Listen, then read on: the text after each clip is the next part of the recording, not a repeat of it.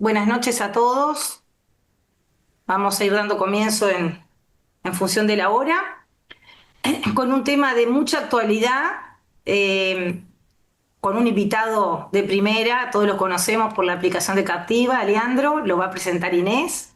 Yo voy a presentar a Inés, que Inés es gastroenteróloga, endoscopista, hepatóloga de Minas, todos la conocen. Además es integrante de nuestra comisión directiva y de la comisión directiva de la SUED. Así Ujú. que, y sobre todo, hoy era muy importante que Inés coordinara porque Inés fue la gestora de esta reunión, la ideóloga de esta reunión de hoy.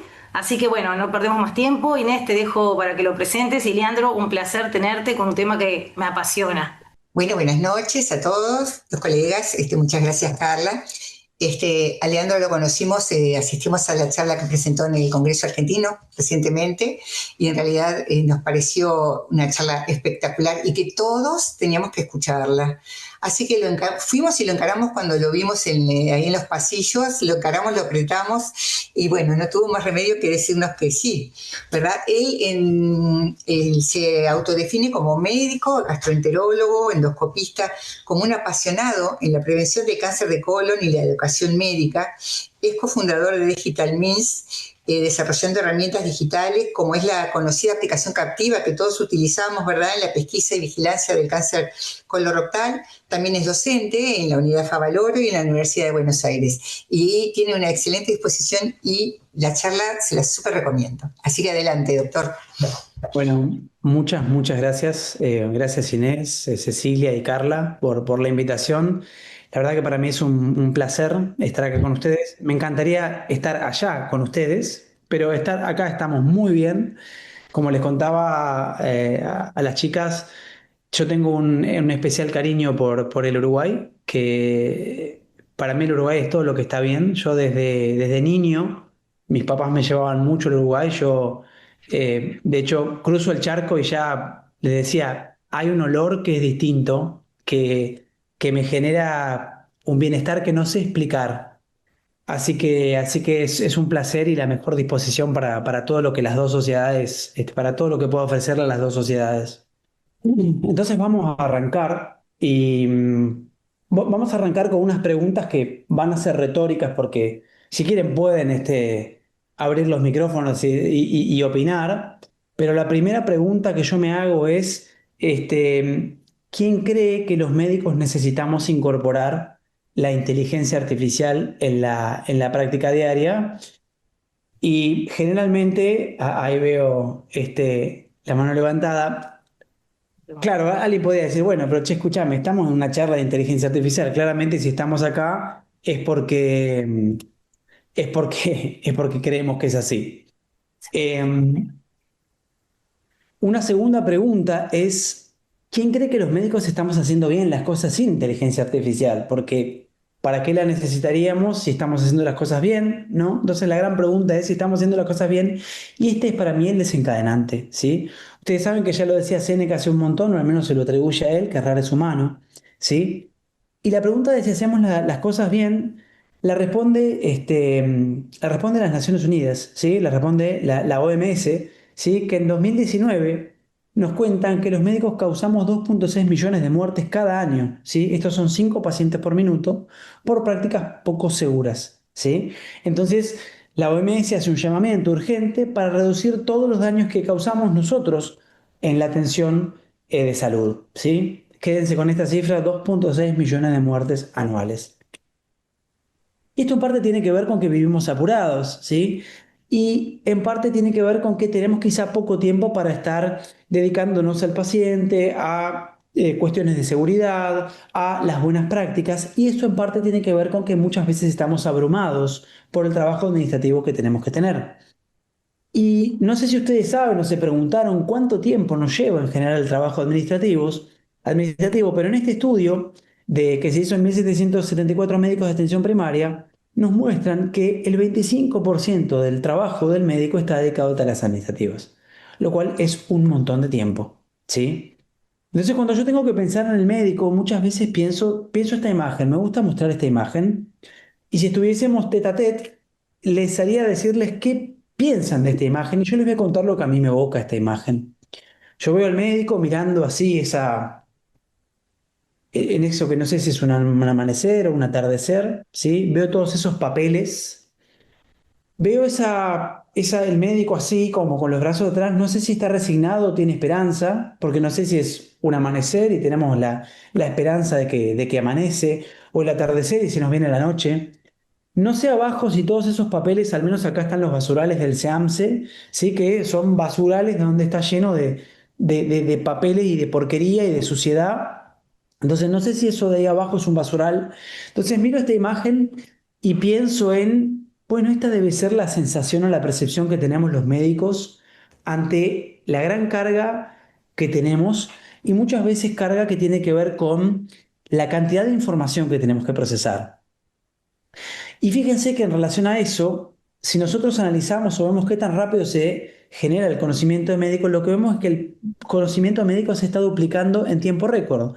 En 1950 se duplicaba cada 50 años, en 1980 cada 7, en el 2003 cada 3,5 años, en 2020 cada 73 días. ¿Sí?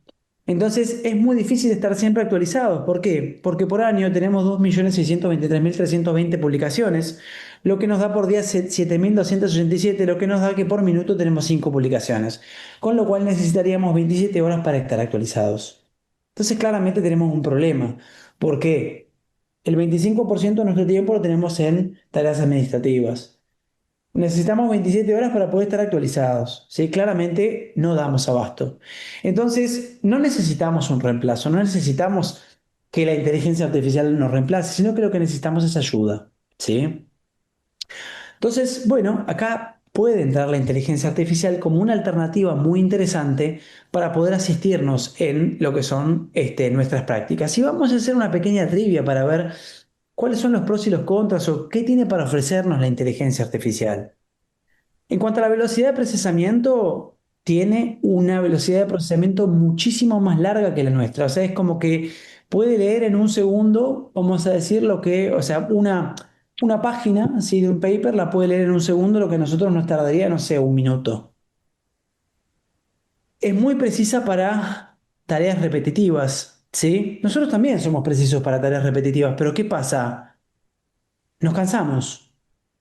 Entonces, obviamente, a medida que nos vamos cansando, nuestra precisión va disminuyendo. En tanto que la inteligencia artificial tiene una precisión que les diría que es infinita. Lo que pasa es que es muy puntual, ¿sí? Está entrenada para una cosa puntual y su precisión está relacionada con aquello para lo que fue entrenada, ¿sí? La eficiencia todavía seguimos siendo más eficientes nosotros, ¿sí? Nuestro cerebro equivale a una supercomputadora, pero usando solamente el equivalente a una lamparita de 20 watts, en tanto que una un modelo de inteligencia artificial necesita miles de computadoras, ¿sí? Y consume electricidad como un edificio entero, con lo cual seguimos siendo más eficientes. Nosotros también tenemos una alta capacidad para adaptarnos a lo inesperado y podemos ser creativos, podemos improvisar y tenemos una intuición y un juicio ético que todavía la inteligencia artificial no tiene. Con lo cual claramente podemos hacer una sinergia con la inteligencia artificial y tomar cosas que la inteligencia artificial no puede, ¿sí? Para poder optimizar nuestra práctica clínica. Entonces la gran pregunta es, ¿los médicos necesitamos IA? Y bueno, vamos a decir que sí. Ahora, cuando hablamos de inteligencia artificial, a mí me gustaría ahora, porque ya nos vamos metiendo en el tema, ¿sí? Ya creo que los convencí de que estamos muy atareados, de que necesitamos algo de ayuda, los convencí de que, bueno, no sé si será buena, pero claramente tiene una gran capacidad de procesar cosas que nosotros no. Entonces vamos a ver ahora, vamos a aprender un poco qué es la inteligencia artificial, vamos a ver qué subtipos de inteligencia artificial hay y nos vamos a meter con el tema que está de moda, que son los LLM, que son los grandes modelos de lenguaje, ¿sí? De procesamiento del lenguaje natural, y vamos a ver qué herramientas hay y cómo nos pueden ayudar a mejorar nuestra práctica diaria.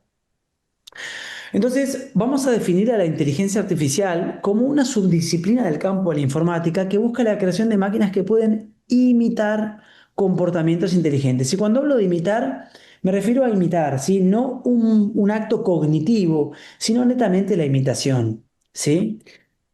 Tenemos distintas subdisciplinas dentro de la inteligencia artificial, ¿sí? Que vamos a ir enumerando y que vamos a ir viendo y analizando. La primera es la capacidad de la visión, que le otorga a la inteligencia artificial la capacidad de reconocer elementos en el campo visual, algo así como nuestra retina, ¿sí? Que mediante nuestros conos y bastones puede reconocer distintos patrones y asociar esos patrones a distintas experiencias o respuestas. Tenemos los módulos de voz, ¿sí? Que tienen la capacidad de convertir la voz humana a texto y el texto a voz humana. Tenemos la robótica, que es la capacidad de las computadoras a adaptarse a los cambios en el entorno, ¿sí? Y acá me gusta pensar en el reflejo miotático, ¿sí? O sea, hago un estímulo, ¿sí? Y el, eh, en este caso la computadora, pero al hablar del reflejo miotático, nuestro organismo hace una respuesta a un estímulo, ¿sí?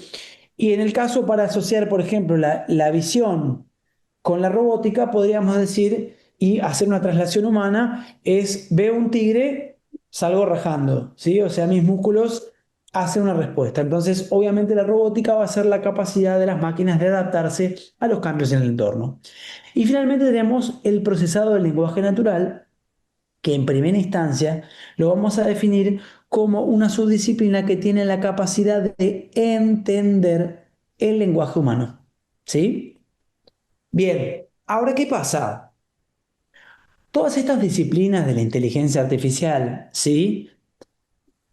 Para poder funcionar, necesitamos entrenarlas, necesitamos enseñarles a poder funcionar, para decirlo de alguna manera. Y eso lo hacemos mediante lo que es el aprendizaje, ¿sí? El aprendizaje automático o machine learning. Entonces, esencialmente, el machine learning lo vamos a definir como también una rama, una subcapacidad dentro de la informática, de la inteligencia artificial, que nos permite de alguna forma enseñarle o entrenar a las máquinas. Pero, ¿qué entendemos por entrenar o qué entendemos por enseñar? Entendemos a la capacidad de enseñar a deducir patrones, patrones en base a experiencias, ¿sí?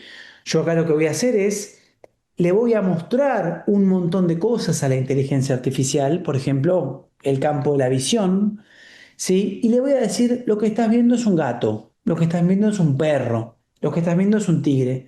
Y se lo voy a mostrar tantas veces que la inteligencia artificial va a empezar a reconocer que hay elementos en común, ¿sí? Que tiene esa cosa a la que yo rotulé como gato o esa cosa a la que yo rotulé como perro y va a poder extrapolar, ¿sí? Por eso hablamos de patrones en base a experiencias, ¿sí? Experiencias a las que yo voy a exponer al sistema. Todas, como le decía, la visión, la voz, la robótica, el procesamiento del lenguaje natural, tienen en común que todas, el machine learning es transversal porque hay que enseñarles a todas. Después tenemos una fase más profunda del machine learning, que es el deep learning, ¿sí? Que es lo que pueden encontrar como las redes neuronales, ¿sí?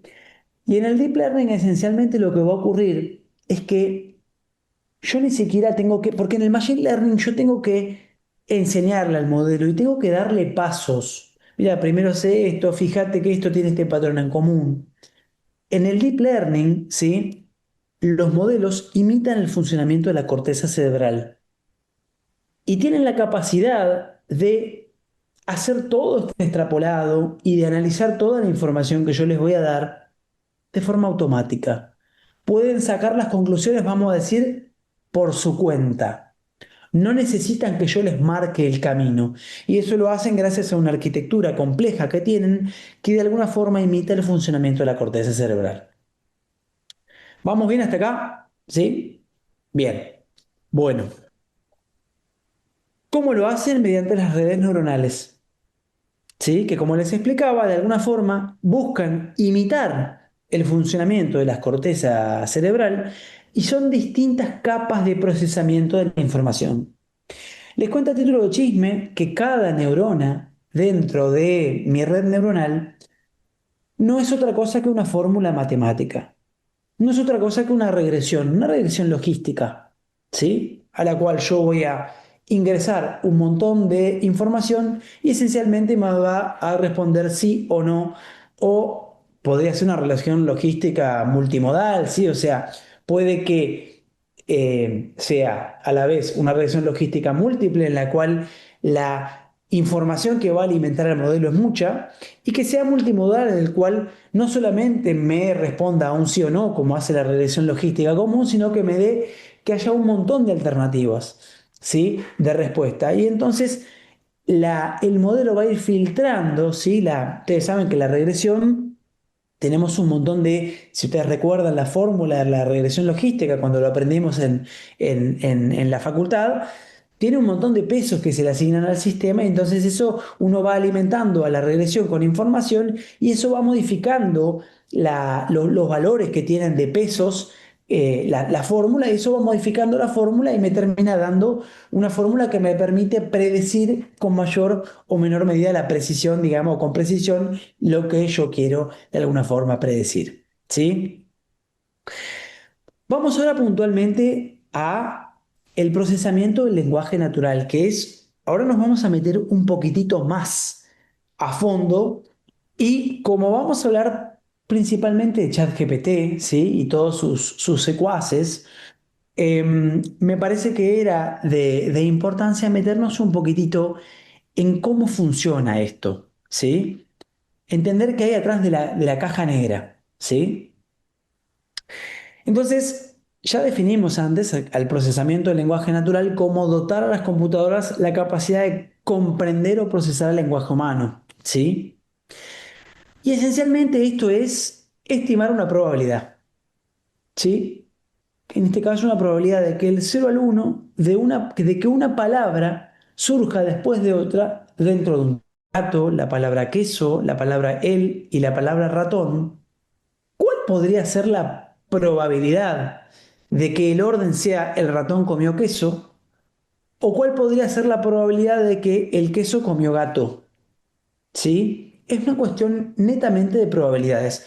Acá en este caso, seguramente, como el modelo fue dotado de un montón de textos de aprendizaje que seguramente tenían algo más parecido al ratón comió queso, seguramente la probabilidad de que el orden de las palabras sea este va a ser de un 90% contra un mucho más infrecuente el queso comió gato. ¿Sí? Claro, quizás si yo estoy haciendo un texto de literatura surrealista, bueno, quizá en ese contexto el queso comió gato podría ser algo factible, pero probablemente la probabilidad de eso sea muy baja, ¿sí? Entonces, ¿qué pasa? Para poder estimarlo de forma, les diría, de forma gigante, para poder hacerlo de forma sistemática, lo que es entrenar modelos, ¿sí? Un modelo esencialmente es esto, son un montón de redes neuronales que están conectadas en serie y que procesan la información y que yo lo voy a alimentar de millones y millones de parámetros, ¿sí? De millones y millones de textos, ¿sí? Para que aprenda cómo se relacionan las palabras entre sí. Entonces a los modelos yo les voy a, una vez que yo tenga ese modelo entrenado, les voy a dar un input que es lo que nosotros conocemos vulgarmente como el prompt, ¿sí? Ese prompt, que es la pregunta o la charla que yo le voy a dar al modelo, eso el modelo lo va a procesar y nos va a dar un output que va a ser la respuesta. ¿Sí? Entonces, la gran pregunta es, ¿cómo entiende la inteligencia artificial del texto? ¿Realmente entiende? Entonces ahora les voy a pedir que activen sus micrófonos y lo hagan sin vergüenza, porque yo ni los veo, yo solo la veo a Inés digamos, en mi cámara y ella va haciendo mi termostato, pero de alguna forma les pido por favor que me digan qué piensan cuando ven esto que está a la izquierda de sus pantallas. ¿Qué piensan? ¿Qué asocian cuando ven un perro? Los escucho. Jota, Mascota, ¿qué más? Ternura. Ternura, bien. ¿Qué más? Ladridos, Compañía. Ladridos, bien, perfecto. ¿Qué más? Compañero. Compañía. Compañía, excelente. ¿Qué más? Lealtad. Lealtad, perfecto. A mí se me ocurre correa, alimento balanceado, no sé. Este, cuando Trabajo extra. trabajo extra, está muy bien, está muy bien. De eso se encarga mi esposa, así que se queja siempre, ¿no? Y el de al lado, Viajar. viajes, viaje, ¿qué más? ¿Alguna sensación? Placer. Placer, esa siempre sale. Bien, ¿qué más? Libertad. Libertad. Bueno, fíjense que es muy interesante, para todos ustedes tiene connotación positiva. Fíjense qué importante es el contexto. Yo iba una vez en un avión que cayó en picada, ¿sí? Y para mí el avión se asocia a terror, ¿sí? Yo pensé algo parecido, pero no quise ser muy negativa de decir nada así. Pero a mí me gusta esto porque siempre sale placer, sale vacaciones. Y si bien para mí en última instancia también significa vacaciones y placer, en el corto plazo significa terror. Pero fíjense cómo cambia el contexto. Y ahí entramos a un concepto que tiene que ver con una cuestión semántica, que es que nosotros asociamos las palabras, las asociamos a conceptos. Y eso lo aprendemos cuando vamos al colegio, lo aprendemos en nuestra infancia, lo aprendemos de nuestros padres, lo aprendemos en base a nuestras experiencias y eso lo aprendemos casi naturalmente. O sea, yo pienso en el perro y pienso en un compañero, pienso en algo hermoso, pienso, ¿sí? Pienso en el avión y pienso en volar, pienso en rueda, pienso en alas, pienso en turbinas, pienso en miedo, ¿sí? Pienso en azafata, o sea, todo eso yo lo aprendí. Eso se llama asociación semántica. ¿Sí? Ahora, ¿qué pasa? Los modelos, ¿cómo pueden aprender esto? Y bueno, si yo les doy textos de entrenamiento y les doy millones de textos, ¿sí? Y el modelo ve que la palabra perro se asocia muy frecuentemente a la palabra animal, a la palabra mascota, a la palabra dueño, ¿sí? Un cuento acá, a la palabra perrito, a la palabra ladrido, a la palabra cachorro, ¿sí? Si el sistema va a ver que esa palabra sale muchas veces asociada a ciertas palabras, lo que podría generar es como si fuese un mapa de coordenadas en el espacio, ¿sí? En la cual cada palabra va a estar más cerca o más lejos de otra. ¿Sí? Eso en realidad es un mapa mental que tenemos nosotros, ¿sí? Que es casi automático, pero para las computadoras no es automático. Yo tengo que mostrarles que hay algunas palabras que se asocian más que otras, ¿sí? Entonces fíjense que si yo pongo la palabra perro, va a haber palabras que van a estar más cerca o más lejos. Por ejemplo, la palabra perro de la palabra avión seguramente va a estar muy lejos, ¿sí? Entonces yo acá, esto se llama mapa de embedding, ¿sí? Y lo que hace la inteligencia artificial es, vamos a decir, genera millones de coordenadas en un espacio multidimensional que nosotros ni podemos ver. Y cada palabra tiene su coordenada. O sea, tiene un Google Maps que no tiene latitud y longitud, tiene millones de coordenadas en las que se ubica cada palabra, ¿sí? Y a la vez, cada palabra puede ir variando la ubicación de esas coordenadas. Y se los voy a mostrar. Yo acá hice, con un lenguaje de programación que se llama Python, un mapa de embedding de la palabra perro, ¿sí? Está en inglés. Y fíjense que la palabra avión, dependiendo cómo esto yo lo puedo girar. La palabra avión puede estar más lejos o más cerca de la palabra perro, ¿sí? Fíjense que hay un montón de palabras que están cerca, es como si fuese una nubecita que está cerca. La palabra avión casi siempre está lejos de la palabra perro, pero depende el contexto, depende cómo yo miro, ¿sí? Y dónde pongo a la palabra perro en ese espacio multidimensional, a veces puede hacer que la palabra perro y la palabra avión estén más cerca, porque yo podría irme de vacaciones y llevar a mi perro. ¿sí? En el avión, en una jaulita, ¿sí? Eso es el contexto, ¿sí? Todo eso, o todo esto es lo que explica cómo funcionan los modelos de inteligencia artificial, ¿sí? ¿Cómo funciona ChatGPT? ChatGPT esencialmente predice la posibilidad de que una palabra venga después de la otra según un contexto, ¿sí? Y según todo el corpus de aprendizaje que le dimos para que ChatGPT o Claude o DeepSeek o el que sea pueda, digamos, funcionar. ¿Sí? ChatGPT no entiende, no piensa, no empatiza, ¿sí? ChatGPT simplemente es un modelo probabilístico absolutamente increíble, ¿sí? Pero que estima, sin que nosotros nos demos cuenta, la probabilidad de que una palabra se suceda después de la otra en un contexto determinado, ¿sí? Entonces, si yo tengo el perro es un, ¿sí? El modelo lo va a procesar y esencialmente me va o va a computar adentro la posibilidad de que, por ejemplo, sea un animal.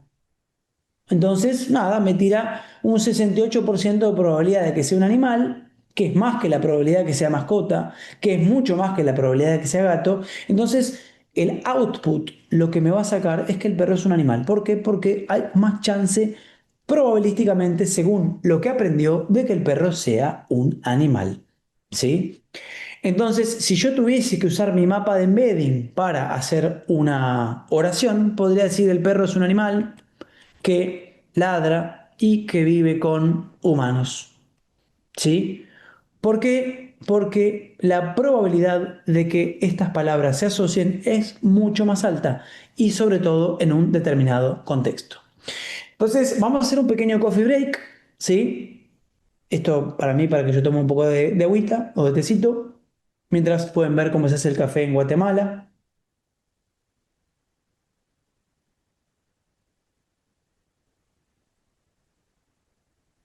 Perfecto.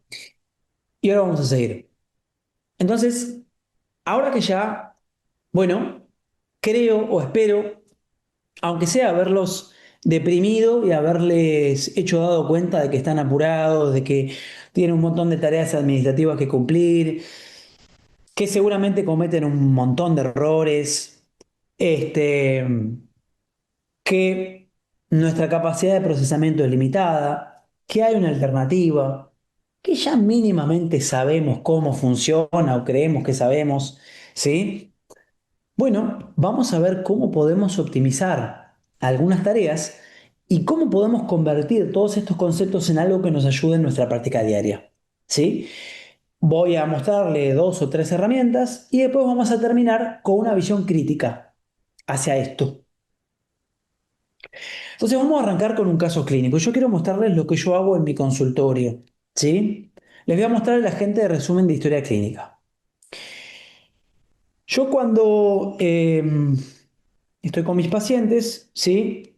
Yo pongo un micrófono, le aviso al paciente que lo voy a grabar, ¿sí? Y es una aplicación, a ustedes les voy a mostrar cualquiera, que la pueden descargar de internet o la pueden entrar, ¿sí? speechnotes.co/dictate, ¿sí? En este caso, yo voy a grabar, entre comillas, una interconsulta, ¿sí? Pero esto lo podría hacer en mi consultorio y grabar lo que dice el paciente, ¿sí? Entonces, nada, le permito la grabación. Masculino de 62 años, ¿escuchan? Con antecedentes de hipertensión arterial, fibrilación auricular en tratamiento con anticoagulantes, apixaban, consumo crónico de AINES por artrosis de rodilla. Apixaban puso. Que inicia hace 6 horas con hematemesis en 2 oportunidades. Con contenido rojo rutilante, sin restos de alimentos, refiere además melena desde la madrugada y sensación de mareo con debilidad generalizada. Niega dolor abdominal y fiebre. Examen físico, TA 9560, 110 latidos por minuto, saturación de oxígeno al 95%, al aire ambiente, estado general pálido, sudoroso, consciente, abdomen blando, depresible, indoloro, sin defensa ni reacción peritoneal, sin masas palpables, tacto rectal con melena, laboratorio hemoglobina de 8 para previa de 13, con hematocrito de 25%, plaquetas 220.000, creatinina 1,1 y RIN 1,5. Y Rin me tiró, bueno, listo. Esto es un programita que esencialmente lo que me hace es me convierte la voz a texto. ¿Sí? Y tengo esta masa desprolija de información. Entonces vamos a ver qué podemos hacer esto. ¿Qué podemos hacer con esto? Ustedes saben que ChatGPT es como el modelo de lenguaje por antonomasia, ¿sí? Que esencialmente podemos hacer un montón de cosas con ChatGPT, pero hoy les voy a mostrar un agente que hice con ChatGPT que esencialmente lo que va a hacer es me va a acomodar esto para que yo lo pueda poner en mi historia clínica y lo pueda mirar de una forma mucho más cómoda.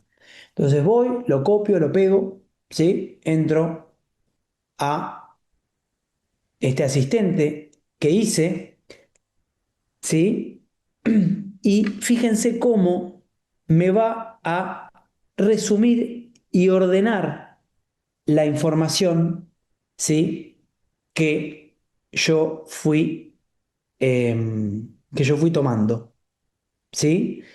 Y me va a decir inclusive, yo acá lo entrené para que me diga cuál era la conducta, ¿sí? adecuada, cuál es la conducta inicial para poder manejar a mi paciente, ¿sí? Entonces fíjense cómo yo tenía una masa desordenada de texto y cómo, sin volverme loco, si presté atención o no, puedo organizar ese texto. Fíjense el valor que tiene esto, por ejemplo, para poder interactuar mucho mejor con el paciente. Porque estamos en el consultorio escuchando al paciente, ponemos el micrófono a grabar, lo miramos, no tenemos que estar mirando la computadora, no se nos escapa nada y después copiamos y pegamos en eso en ChatGPT y nos lo entrega como a nosotros nos gusta que lo entregue. ¿Sí? Esto es un agente de GPT, ¿sí? Que vendría a ser como un asistente al que yo voy a usar la palabra entrenar, pero no es realmente lo que hacemos, pero al que yo lo voy a configurar para que haga algo que a mí me interesa o que a mí me resulta útil. En este caso, bueno, hacerme un resumen y decirme la conducta inicial de mi paciente. ¿Sí? Ahora, supongamos que yo tengo este paciente, ¿sí? Y no sé bien cómo manejarme, ¿sí? No sé bien cómo manejarme, entonces quiero hacer alguna clase de búsqueda. ¿Cómo hacíamos antes? Bueno, teníamos que entrar en PubMed, ¿sí? Hacer alguna búsqueda. Bueno, fíjense esta herramienta se llama Elicit, ¿sí? Y Elicit esencialmente lo que nos permite es hacer una revisión sistemática asistida por inteligencia artificial. Lo que va a hacer es, nosotros vamos a hacer una pregunta específica, ¿sí? Y va a buscar información y va a generar un resumen basado en una evaluación sistemática, ¿sí? Que va a ser de distintos papers que de alguna forma contestan esa pregunta. Entonces, fíjense, yo acá le voy a pegar una pregunta que es ¿cuál es el timing de la endoscopía? Y le tiro el caso clínico, ¿sí? Y acá me va a ayudar a definir preguntas, por ejemplo, timing o risk stratification o diagnostic yield. Y fíjense cómo me va a armar una pregunta pico, ¿sí? Para poder hacer una búsqueda adecuada que conteste, según la evidencia, la pregunta que quiero hacer. Este proceso tardó unos 20 minutos, ¿sí? Esto yo lo resumí para que ocurra en 3, no sé cuánto dura este video, ¿sí? Pero esencialmente va buscando distintos. Acá, esto se puede pagar, yo estoy haciéndolo utilizando 50 fuentes, pero puedo hacerlo con 250 fuentes. Y esencialmente lo que me genera es un reporte, ¿sí? Un reporte que de alguna forma es una revisión basada en algunos papers que eligió, ¿sí? Que en este caso buscan contestar la pregunta que yo quise contestar. Me tira, al igual que las revisiones, ¿sí? Los estudios. Y no solo eso, sino que yo después puedo acá, en este cuadro de chat, interactuar con este reporte que hice, ¿sí? Y hacerle preguntas, ¿sí? Como si fuese casi una conversación que puedo tener con esta búsqueda de evidencia que acabo de hacer. Entonces, le tiro mi caso clínico, ¿sí? Porque la pregunta era una pregunta pico que yo le tiré mi caso clínico, pero el caso clínico no quedó en la pregunta. Simplemente yo le dije, che, tengo esto, quiero saber cuándo hacer la endoscopía. Fíjense que puedo guardar el reporte, ¿sí? Y no les digo que puedo publicar esto en alguna revista porque sería un plagio, ¿sí? Estaría muy mal, no sería ético. Pero fíjense que tiene todo esto está solo con los 50 papers, que obviamente lo fue filtrando, no hay 50 papers acá, pero tiene toda la información como si estuviese haciendo una revisión, ¿sí? En este caso, una revisión con la que yo puedo interactuar. Esta herramienta está buenísima realmente. Después, fíjense esta herramienta me encanta, ¿sí? Es una de mis herramientas favoritas. Es una herramienta de lectura crítica asistida, ¿sí? Esta se llama Notebook LM, ¿sí? Esencialmente es lo que se llama un RAG, ¿sí? RAG viene de Retrieval Augmented Generation, que esencialmente es como si yo mezclara ChatGPT, Google con ChatGPT, ¿sí? Y con una base de datos. Yo hago una búsqueda sobre un tema, una pregunta que quiero contestar, pero sobre una base de datos que, por ejemplo, podría ser una guía. En este caso estamos con hemorragia digestiva, así que lo vamos a hacer con la guía de hemorragias digestivas de la EGE. Y la respuesta se va a limitar pura y exclusivamente a la información que está en la guía. ¿Sí? ¿Por qué? ChatGPT, si yo le hago una pregunta, va a responderme con su base de entrenamiento. Entonces, si yo le hago una pregunta médica, me va a responder con lo que aprendió en algún momento. Entonces, si me permiten hacer una analogía, hacerle a ChatGPT una pregunta en hemorragia digestiva es como preguntarle a un estudiante de medicina recién graduado cuál es el manejo de la hemorragia digestiva. Seguramente me va a decir algo, va a ser vago, puede que haya errores, puede que lo haga excelente si es un estudiante espectacular y tiene una gran memoria, pero probablemente haya errores. Y ChatGPT de alguna forma tiene que rellenar. Entonces, puede hasta alucinar, puede decirnos algo que no es correcto. Ahora, el RAG, lo que va a hacer Notebook LM en este caso, es como que yo vaya al bibliotecario y le diga, le dé el caso clínico, el bibliotecario se fije en un índice, ¿sí? Y vaya a buscar la guía y me responda con lo que dice la guía para responder a mi pregunta, ¿sí? Esto es muchísimo más preciso. Notebook LM aparte tiene un montón de más de chiches, así que, bueno, les quise hacer un poco de suspenso, vamos nomás a maravillarlos. Entonces, en este caso, yo le voy a agregar la guía de la EGE, porque estamos con hemorragia digestiva, ¿sí? Fíjense, me puede mostrar un pequeño resumen, ¿sí? Yo le voy a pedir que me haga un resumen de audio, esto tarda tiempo, por eso se lo vamos haciendo, le voy a pedir que me haga un mapa mental, le voy a pedir que me haga distintos informes, ¿sí? Esto lo vamos a ir viendo mientras trabaja, pero fíjense, le voy a tirar mi caso clínico, ¿sí? Y vamos a interactuar con la guía. O sea que yo le voy a preguntar a la guía de la EGE qué conducta podemos tomar de acuerdo a la guía. ¿Cómo manejo a mi paciente? Entonces acá me está contestando literalmente la guía. Manejo prendoscópico, ¿sí? ¿Cuál es la estrategia de transfusión? la estratificación de riesgo, ¿sí? Hasta me está calculando el Blatchford, ¿sí? ¿Qué hago con el apixaban? ¿Vale la pena los medicamentos prokinéticos o no? El manejo endoscópico, ¿sí? Todo. Me da toda la información. Pero no solamente eso, sino que la idea es que acá yo de alguna forma aprenda esta guía.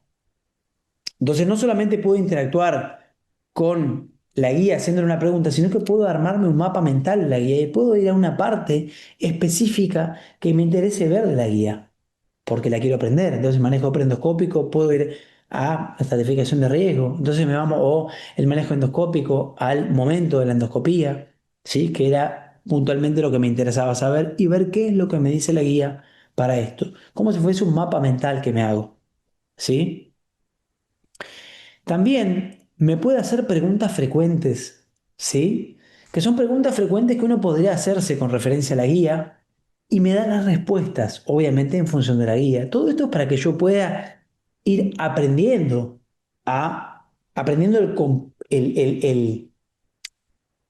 contenido de la guía para que lógicamente, nada, no tenga que estar dependiendo de esto, si bien fíjense que es muy rápido. Me puede hacer hasta preguntas cortas, ¿sí? Un cuestionario que son preguntas que podría hacérsela a los residentes si les tomo un examen sobre esto, para no gastarme y pensarlas, pero de alguna forma son preguntas que de alguna forma me permiten, si yo las puedo contestar adecuadamente, autocertificarme que aprendí correctamente el contenido de la guía. ¿Sí? También puedo hacer un pequeño resumen de la guía para poder leerlo en algún momento o para poder repasarlo de forma rápida, ¿sí? Y quizá una de las cosas más fabulosas, más increíbles, es el resumen de audio, ¿sí? Que esto es algo realmente fabuloso que les voy a mostrar, ¿sí? Con ustedes. Bienvenidos. Hoy nos sumergimos en un tema crítico en la emergencia, Me la hace un hemorragia podcast, digestiva alta no varicosa ¿sí? o HDANB. Es algo común, puede ser muy serio y actuar bien y rápido es clave. Totalmente. Y para guiarnos en esto tenemos una fuente de primera, la Guía 2021 de la ESG, la Sociedad Europea de Endoscopia Gastroenterológica. Un documento, muy robusto. Basado en evidencia fuerte, ¿verdad? Mencionabas el sistema GRADE. Exacto. Revisión sistemática, consenso de expertos. Usan GRADE para decirnos qué tan sólida es la evidencia detrás de cada recomendación. Bueno, Eso le da mucho peso. este video dura unos 23 minutos, este podcast dura unos 23 minutos porque, bueno, la guía es muy larga, pero a mí esto yo les cuento, a mí me encanta yo vivo en los suburbios y trabajo, le digo en el centro, no es el centro, pero digamos para mí es el centro, y tengo 45 minutos de viaje y me encanta escuchar podcasts. Escucho podcasts de lo que se imaginan, de historia universal, de filosofía. Y bueno, por culpa de esto, ahora empecé a escuchar podcasts médicos, entonces me estoy embruteciendo un poco. Más me gusta escuchar de historia, de filosofía, pero ahora realmente esto está tan bueno que me genero el archivo, lo descargo en el celu y escucho el podcast, ¿sí? Bueno, a ver, les mostré tres herramientas, ¿sí? Hay muchísimas más, ¿sí? Pero obviamente en honor al tiempo, en honor a la, al formato, tuve que elegir cuáles me parecían como las más deslumbrantes. ChatGPT por su uso, por su masividad. Elicit porque me pareció algo muy interesante para enriquecer nuestra práctica diaria y Notebook LM porque me pareció algo que es fabuloso y tiene un montón de herramientas para asistirnos en mejorar nuestra base de conocimiento, nuestra precisión. Vamos ahora a la última parte de la charla, que ya, a ver, como les decía, ya lo convencí que lo necesitaban, ya están alucinados, todos están entrando en Notebook LM, ya todos anotaron el Easy, todos tienen ganas de ponerse a jugar con ChatGPT. Lo llené de expectativa y ahora les voy a tirar todo abajo, ¿sí? La gran pregunta es si podemos confiar en la inteligencia artificial. Y la verdad es que a priori apareció este paper que ya es viejísimo, esto ya es parte de la historia de la medicina, pero que de alguna forma mostraba que ChatGPT se podía graduar de médico, que podía pasar el examen de residencia. Y entonces dijimos, che, pero pará, ya está. La medicina se terminó porque un robot o esta entidad que hace, no sé, 3 años no sabíamos si iba a hacer el Skynet y si iba a pasar a dominar el mundo, ¿sí? Les cuento que la singularidad, es decir, el momento en el cual esto pase a tener conciencia de sí, se espera que pase, se espera que pasen, a ver, por lo menos 10 15 años, si bien hay algunos como el CEO de Google que piensa que va a ocurrir mucho antes, pero por ahora son simplemente entidades que tienen la capacidad de predecir la, la probabilidad de que una palabra venga después que otra, pero veíamos que le iba muy bien en el examen de residencia, entonces dijimos, ya está, nos va a reemplazar. Entonces nosotros quisimos, ¿sí? Probar a ver qué pasaba con algo en el ámbito de la gastroenterología. Entonces, inclusive algunos de ustedes que vi por ahí que hicieron algún comentario participaron de un randomizado que hicimos de Captiva, ¿sí? Y entonces nosotros teníamos una base en la cual habíamos comparado el conocimiento de preguntas de pesquisa y preguntas de vigilancia a médicos sin Captiva, gastroenterólogos y coloproctólogos, a médicos usando Captiva y ahora quisimos ver qué pasaba si le hacíamos las mismas preguntas a ChatGPT. ¿Sí? Entonces tomamos los 10 escenarios de prevención con 123 gastroenterólogos, 115 gastroenterólogos usando la app captiva y ChatGPT. Y adivinen qué. ChatGPT, a ChatGPT, perdón, no le fue bien. ¿Sí? Vamos de vuelta con la animación que se truncó. Le fue peor que a los gastroenterólogos sin captiva. Y le fue peor que, obviamente, a los gastroenterólogos con captiva. Captiva seguía teniendo el podio. Entonces lo que dijimos es, che, pará, todo bien con que apruebe el examen de residencia norteamericano, pero bueno, no sé, estos yanquis, no son como nosotros. Nosotros la tenemos mucho más clara. Hasta ahí, fíjate, 5.6 ni aprobábamos. O sea, realmente sí, usando captiva la cosa cambiaba. Entonces podríamos decir, bueno, respiramos un poco más tranquilo, no nos va a reemplazar la inteligencia artificial. ¿Y por qué ocurre esto? Y bueno, porque, como les dije antes, ChatGPT utiliza su base de conocimiento para responder las preguntas, ¿sí?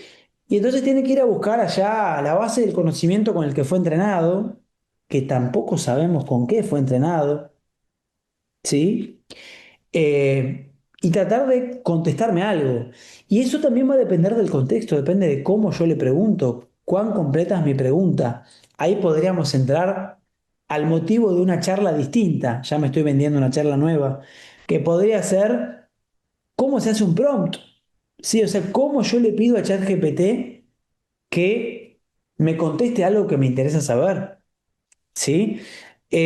Pero todo esto puede hacer que ChatGPT me tire fruta, ¿sí? Alucine. Obviamente, a medida que los modelos van avanzando, la tasa de alucinaciones es cada vez menor, ¿sí? Pero eso existe, ¿está? Entonces eso es lo que de alguna forma hace que, bueno, haya respondido bien solamente 4 preguntas y media de las preguntas de pesquisa y vigilancia. Ahora, acá quisimos redoblar la apuesta. Acá quisimos entrenar a un agente de GPT. ¿Sí? Un agente de GPT es un asistente al que yo le voy a limitar su ámbito de conocimiento. Yo acá le voy a tirar las guías, las mismas guías que nutren a Captiva, ¿sí? Y le voy a decir, ok, contestame, pero usando las guías que yo te estoy dando. Y entonces ahora lo que hicimos fue otro trabajo en el que comparamos, vamos a decir, a ChatGPT crudo, usando su base de conocimiento, versus un agente de GPT al que yo lo nutrí con un PDF que contenía la guía argentina de prevención de cáncer de colon. Como es un modelo GPT y puede reconocer también imágenes, directamente lo que yo hago es le tiro un informe, ¿sí? Un informe de endoscopía. Yo lo entrené para que me pregunte si soy médico, porque si no, obviamente no me va a contestar. Le tiro un informe de endoscopía y va a evaluar, ¿sí? Este informe y me va a dar una respuesta, ¿sí? Basándose en las guías, ¿sí? Y me va a decir cuándo tengo que repetir el, este, el estudio, ¿sí? Basándose en las guías, ¿sí? Acá igual me dice, ojo, que tenés que basarte en los resultados histopatológicos, no me los diste, ¿sí? Pero quisimos ver cómo le iba. Y la verdad que le iba mucho mejor. ¿Sí? Cuando comparamos ChatGPT versus un agente de ChatGPT, vimos que le pasaba el trapo. Inclusive le pasa el trapo Captiva. ¿Sí? 9 se sacó. La única pregunta que no pudo contestar bien es la de poliposis cerrada. ¿Sí? Entonces uno podría decir, bueno, estamos hechos. Listo. Hacemos un agente y ya estamos tranquilos. Pero, ¿se acuerdan que yo les conté que ChatGPT sería como el médico recién recibido al que yo le hago la pregunta? Y el RAG, sí, esto es lo que hace Notebook LM, sí, vendría a ser como el bibliotecario.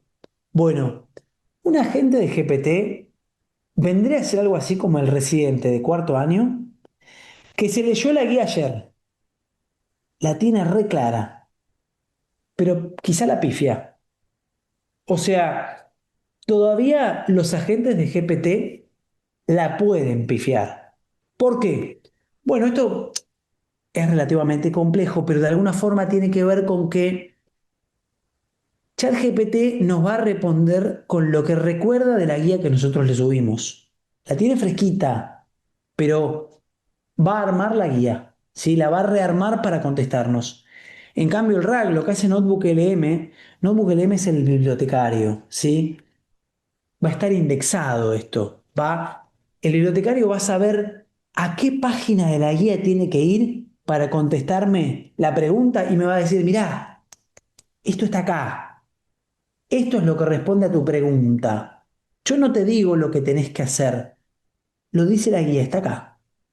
Entonces, realmente, si tuviese que decir con qué tomar decisiones médicas, bueno, tendrá que ser con algo como esto.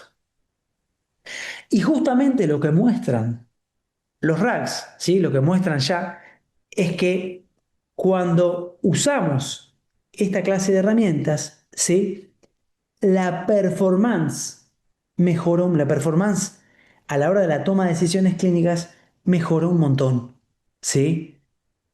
Y esto se vio que se usa más que nada en la toma de decisiones médicas, ¿sí? Y a veces para contestar preguntas basadas en evidencia para el paciente.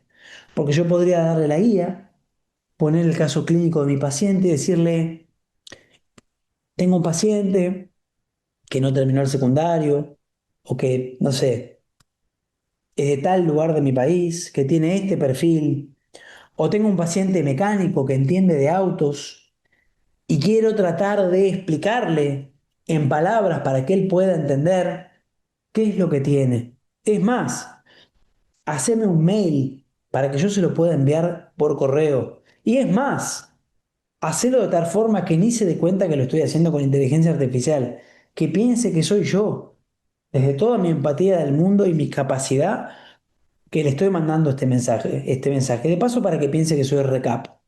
¿Sí? Entonces, bueno, el RAG es quizá la herramienta más segura, ¿sí? Para la toma de decisiones médicas. Entonces, para terminar, ¿sí? Dos o tres conceptos, ¿sí? Creo que la inteligencia artificial llegó para quedarse. Hay que subirse al tren, o al cohete más bien, porque si no nos vamos a quedar muy atrás, ¿sí? Ya no. no es una posibilidad, no es una opción, ¿sí? Es una obligación que ya tenemos, porque si no nos vamos a quedar muy, muy rezagados. Como les decía, la inteligencia artificial no llegó para reemplazarnos, llegó para mejorarnos, para potenciarnos, ¿sí? Yo estoy escribiendo un ensayo, como les contaba, me gusta escuchar podcasts de filosofía y demás, y hay un ensayo muy lindo que hizo Michel Foucault, ¿sí? Que es un filósofo, sociólogo, yo qué sé, un todólogo francés, este, que él hizo un ensayo sobre el nacimiento de la clínica, ¿sí? Y él analiza cómo con la aparición de los hospitales y con la aparición de distintas herramientas como el estetoscopio, la radiografía, ¿sí? El cuerpo humano o la enfermedad pasó de ser un relato del paciente, ¿sí? A algo que podía objetivarse, algo que podíamos cuantificar. La enfermedad pasó de ser un relato del paciente a ser un cuerpo, a ser una cosa que tenía variables que podíamos medir, ¿sí? Ahora, con el advenimiento de la inteligencia artificial, el cuerpo pasó a ser un montón de datos, datos despersonalizados que se meten en un modelo, ¿sí? Y que nos da una respuesta que va a estar ajustada de acuerdo a las características de esos datos y con la idiosincrasia de los datos con los que yo lo entrené. Entonces, no es lo mismo eh, un modelo entrenado en Estados Unidos que un modelo entrenado en el Uruguay. No es lo mismo la idiosincrasia, no sé, del puntaesteño que del habitante de Solano, ¿sí? O sea, digo, esto es algo que lo podemos hacer. Entonces, a mí lo que me parece es que lo interesante de esto, ¿sí? Y para concluir, es que es verdad, esto puede convertir al paciente en un dato o en un conjunto de datos y lo puede despersonalizar totalmente, pero quizá nosotros, ¿sí? Al poder recuperar ese tiempo administrativo que perdemos, al poder quizá no tener que dedicar 27 horas al día para poder estar al día, quizá podemos volver y al poder tener conciencia plena y poder mirar a nuestro paciente mientras nos está contando lo que le pasa, pienso algo muy paradojal, que es que quizá la inteligencia artificial, fíjense qué loco, le pueda devolver la humanidad a la medicina, ¿sí? Así que bueno, eso es todo. Me quiero, no les, si no Lisandro me mata. Estamos haciendo, les comparto la última diapo, estamos haciendo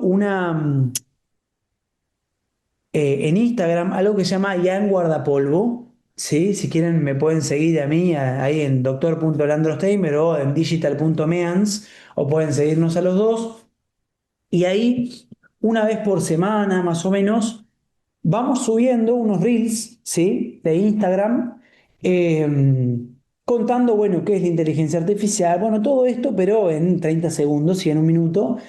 Y vamos a ir, esto ya debemos tener hecho 5, no sé qué, pero esto va a ir creciendo y la idea es ir enseñando herramientas o truquitos o cositas de inteligencia artificial, así que si quieren síganlo. Es más, de hecho, si me permiten, les voy a sacar una foto a mí mostrándoles esto para que Lisandro no se enoje después. Este, pero bueno, ahora sí, nada, gracias. Bueno, muchas gracias, Leandro, excelente. Cómo nos has enseñado cómo meternos en este mundo, que no es el futuro, sino es que es el actual y que tenemos que aprender a utilizarlo mejor, ¿verdad? En nuestra práctica diaria. No sé si alguno de los asistentes tiene alguna pregunta para hacer. Ujú. Yo tengo una pregunta, Leandro. Dos, en realidad. Primero, ¿qué tan fácil es implementar a nivel digamos, de la autorización hospitalaria en los lugares que vos trabajás, el hecho de poder hacer la consulta, el interrogatorio verbal, grabarlo y grabado para poder que quede la historia clínica escrita en la computadora, que eso yo lo había visto, me parece, como decís vos, que viene a humanizar otra vez la consulta y poder mirarnos sin tener que estar escribiendo. No sé eso qué tan, supongo que debe de llevar una autorización, algo reglamentado, porque es como cuando un paciente te pide a vos si te puede grabar en la consulta, ¿verdad? Eso es la primera pregunta. La segunda pregunta es si utilizás habitualmente inteligencia artificial para revisar trabajos científicos. Bueno, buenísimas las dos preguntas. La primera te cuento que lo uso en mi práctica privada, ¿sí? No lo uso en mi práctica hospitalaria, y yo le aviso al paciente que lo voy a grabar, ¿sí? Justamente, y le explico, obviamente, que es para poder analizar mejor, entender mejor, guardar cosas que yo después se lo reveo, bla, bla, bla. No le cuento mi secretito, ¿sí? Porque es parte de la magia. Pero en la práctica privada no lo tengo. Entiendo que eso hay que reglamentarlo y está después en cada uno de los lugares donde uno trabaja de notificarlo quizá al comité de bioética o pues, entiendo que al comité de bioética para bueno, ver cuáles son los pasos necesarios. Algo que siempre aclaro es que yo no, si bien uno puede estar muy tentado, yo no uso información, o sea, no uso ChatGPT para la toma de decisiones médicas, ¿sí? No lo uso. Y si alguna vez estoy apurado, siempre, sí, y se lo pregunto, porque no les voy a mentir, más de una vez le pregunto, sistemáticamente siempre lo busco, ¿sí? Y yo les aseguro que si no lo buscan, van a quedar muy mal, ¿sí? Ni siquiera lo pienso en términos médico-legales, porque la verdad es que digo con un colega, o sea, van a quedar mal, ¿sí? Porque a veces dice pavadas realmente, ¿está? Entonces siempre recuerden eso y por eso hice hincapié en enseñar cómo funciona la caja negra, para entender que estima probabilidades y las probabilidades las estima según cómo fue entrenado y según el contexto. Entonces, no podemos confiar en eso, ¿sí? Eso lo vuelvo a aclarar porque uno podría estar muy tentado. Y después, tu pregunta para si se hace para revisar evidencia, sí, lo uso. De hecho, estamos haciendo un invento nuevo, que nada, prontamente se enterarán, que no tiene que ver con la gastroenterología en realidad estrictamente, tiene que ver con el wellness. Saben que hay muchos gurúes, al menos acá en la Argentina hay muchos, que por Instagram, o distintas, nos venden el santo grial, ¿sí? O la piedra filosofal. Entonces, de alguna forma lo que quisimos hacer es generar una herramienta que en base a evidencia científica pueda de alguna forma valorar nuestros hábitos y poder ver cuáles son aquellos hábitos que hacemos mal y contestarlo con evidencia científica. Y para hacer la búsqueda, hicimos una búsqueda muy rigurosa con un panel de expertos y quisimos hacer una primera experiencia entrenando a un modelo de inteligencia artificial en la evaluación AGRI-2. El AGRI-2 es una metodología para evaluar guías de práctica clínica, ¿sí? En la cual hay distintos revisores que según una guía preestablecida tienen que evaluar distintas fortalezas y debilidades del paper, se le pone un puntaje, ¿sí? Y lo que hicimos fue entrenar 3 avatares de inteligencia artificial eh, en el uso de Agri y lo comparamos con médicos, ¿sí? Esto todavía no está publicado, Y fue muy interesante la experiencia porque fue una experiencia bastante analogable. O sea, digamos, a ChatGPT entrenado, es un asistente entrenado con el AGRI, eh, nos dio un coeficiente capa bastante similar, digamos. O sea, tiene una variabilidad interobservador, vamos a decir, bastante buena cuando lo comparamos con el humano. Entonces, por ejemplo, para contarte, usamos ya, por ejemplo, o esa es una de nuestras experiencias para, usando inteligencia artificial para justamente la evaluación de evidencia. Y ahora, esto se los cuento a título de chisme, antes de... Yo soy muy inquieto, y justo antes de arrancar acá le mandé a Lisandro, que bueno, que muchos de ustedes seguramente lo conocen, el Gastro, es mucho más pintón que yo, este, y, y bueno, es mi compañero en todo este camino del desarrollo de todas estas cosas. Y se me ocurrió hacer una herramienta para la evaluación del grade. ¿Vieron el grade? Para la metodología, para evaluar también las fortalezas y debilidades de la evidencia científica. Y nada, pero acá lo que hice fue, generé una calculadora, ¿sí? Esto en realidad no es inteligencia artificial, es una calculadora que vos ponés como las características del trabajo y te tira, ¿no? el grade que tiene en función de nada, la calidad de evidencia, pero es más algorítmica la cosa, ¿sí? Así que bueno, no sé si contesté un poco más que tu pregunta, pero sí, lo estoy usando, pero de vuelta, hay que usarlo con cuidado, o sea, no le tiraría a ChatGPT un trabajo y le diría, che, decime qué tal está esto. Eh, Porque de vuelta me puede tirar fruta. Y les cuento algo muy interesante. Hay algunos trabajos que se descubrió que tienen en letra blanca, ¿sí? De forma de que no se pueda ver como comentarios. Esto es una falta de ética, ¿sí? Pero en realidad alguien podría decir, no, pero ¿por qué es una falta de ética? Yo lo puse en letra blanca, eso está ahí. Vos sos un chanta que usaste ChatGPT para evaluarlo. Pero que tenían prompts escondidos, ¿sí? Que de alguna forma, porque ya sabían que la gente está usando ChatGPT para evaluar trabajos, y entonces te tiraba flores del trabajo, ¿sí? Pero te tiraba flores del trabajo porque en la masa de texto que vos le copiabas y le pegabas al trabajo, vos en realidad tenías un prompt de una letra que estaba pintada de blanco sobre un fondo blanco, por lo tanto vos no la ves, eso no está, solo lo ve ChatGPT, vamos a decirle, y bueno, jodete por vago. O sea, vos usaste Chef. O sea, digo, uno podría decir una falta de ética, pero otro podría decir, bueno, pero pará, es una falta de ética la tuya que usaste ChatGPT para evaluar un trabajo y para hacer hasta una revisión. ¿Sí? Entonces, por eso digo, todo esto hay que tomarlo muy con pinzas. Creo que son herramientas que nos complementan, pero que de ninguna manera nos nulan el carácter, el juicio.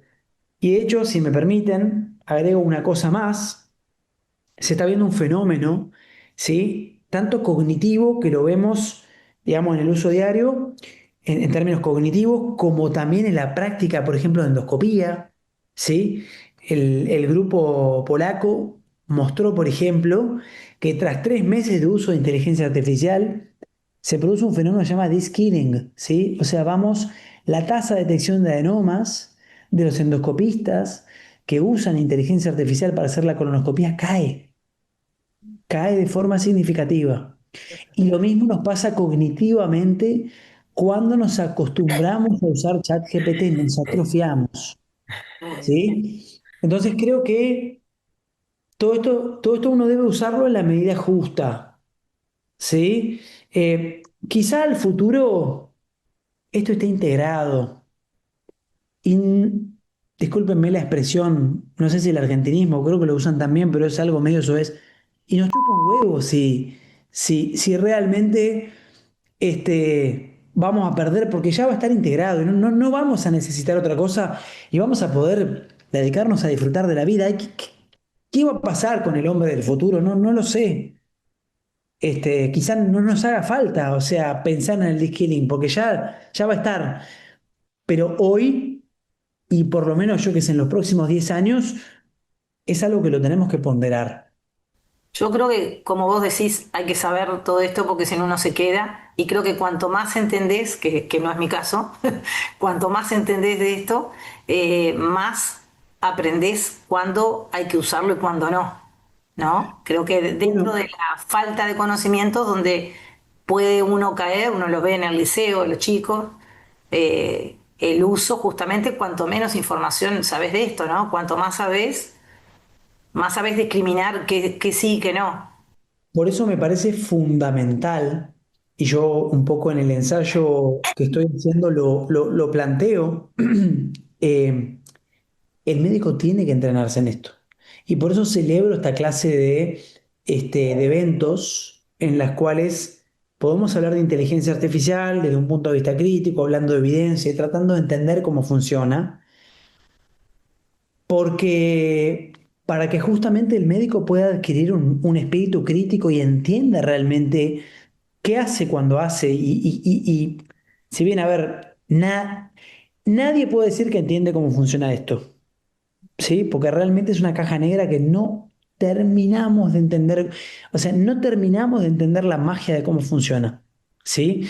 Lo que yo traté de hacerles es una representación que es real, que es un poco cómo funciona, pero realmente cómo funciona, nadie lo sabe explicar. O sea, es lo que yo les dije, ¿sí? Estima la probabilidad, se entrena, todo eso, pero ¿cómo funciona? Bueno, es como tratar de entender cómo funciona el cerebro, o sea, todavía no lo entendemos. Esto es lo mismo, ¿sí? Pero de alguna forma, poder descular el funcionamiento nos hace tener pensamiento crítico. Y eso es lo que me parece que tenemos que tener los médicos. Y los médicos tenemos que también participar en el desarrollo de estos modelos, ¿sí? Y no dejarlo librado a la industria, porque si no la industria va a generar cosas que satisfagan a la industria, o si nosotros usamos el Copilot que va a venir de Estados Unidos para hacer para grabar y para armar nuestros modelos de historia clínica, la verdad que los médicos yanquis no tienen nada que ver con nosotros. Entonces, es un modelo que va a estar entrenado para una idiosincrasia distinta. Por eso nosotros nos tenemos que formar para poder generar nuestros propios modelos, para poder ser críticos a la hora de evaluarlos, ¿sí? Y también, ¿por qué no?, para sacarle el jugo, para sacarle un jugo, porque tiene un montón de jugo para darnos. Si no hay más preguntas, en honor de la hora y que Leandro debe estar agotado y necesita. Por mi Perfecto. parte, Leandro, agradecerte a vos. ¿Tengo mala cara? ¿Eh? ¿Tengo mala cara? No, pero todo al contrario, Perfecto, se te ilumina la cara cuando hablas de esto. Se perfecto. nota la pasión. Antes que Inés cierre, agradecerte. Creo que tenemos que seguirnos metiendo más, así que te gusta tanto Uruguay que vas a tener que venir a seguirnos enseñando. Agradecerle a Inés, que fue la ideóloga de esto cuando te escuchó en Buenos Aires, porque yo estaba en otra actividad. Así que bueno, a seguir aprendiendo, Inésita. Bueno, lo que sea, lo que necesiten, ya tienen ahí mi contacto, me pueden contactar para hacer las dudas que quieran. Con todo gusto iré contestando a medida que vaya pudiendo. Va a ser un placer. Genio. Te agradecemos entonces nuevamente todos tu disponibilidad, tu buen rápida y buena respuesta. Te esperamos pronto por acá. Dale, Muchas muchas gracias. gracias. Muy bien, un Gracias, abrazo enorme a Leandro. todos.